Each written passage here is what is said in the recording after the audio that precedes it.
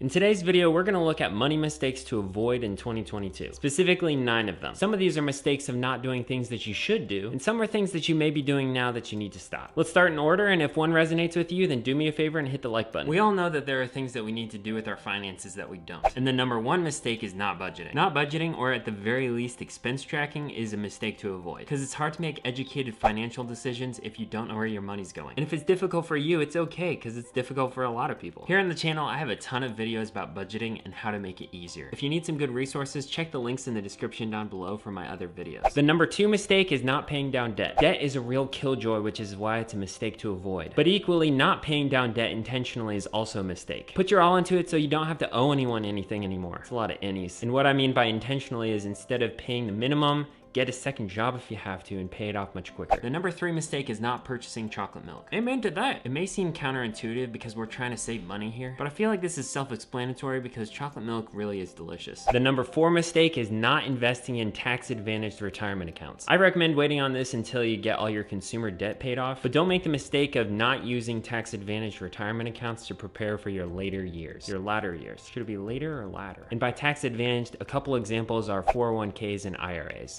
Preferably Roth. It's the best way to get into investing, and it's the best way to keep the government's grubby hands off of your hard-earned money. The number 5 mistake is not changing withholding tax so that you don't get a refund. Tax refunds are nice because it feels like free money, but it isn't. It's your money and the government's been holding it for a year without paying you any interest. That's why you should change your withholding tax so you get as little as possible back from the government during tax season without having to pay them, because from experience it's not fun. Talk to your HR or your CPA so that they can help you figure out the right amount to be withheld. Better go talk to the old fish to make sure they're withholding enough.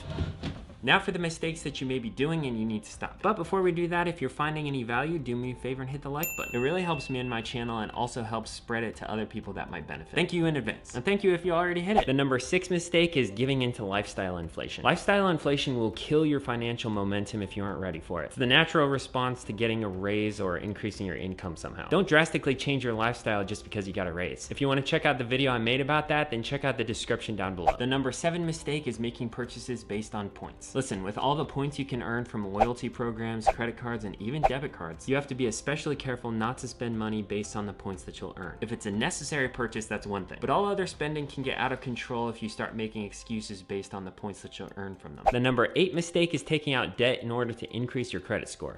Better go pay off that boat. I never encourage the use of debt, but it especially never makes sense to take out debt just so that you can increase your credit score. It may sound a bit obvious to some of you, but if you have the cash, just pay for it outright. And the number 9 mistake is spending money for the sake of tax write-offs. Just because you can get tax write-offs doesn't mean it's a good idea to spend the money. You're only saving the percent tax from your tax bracket anyways. This not only applies to small businesses, but also personal expenses, specifically if you itemize your taxes. If you'd like to make some changes to your financial life and turn some of these mistakes into SMART goals for this year, then check out this video right here. If you have any mistakes that you'd like to add, then drop them in the comments down below, because I'd love to hear from you. And remember, money doesn't have to be confusing. You can control it. Shouldn't have chosen to film this at sunset because I can tell the light's changing.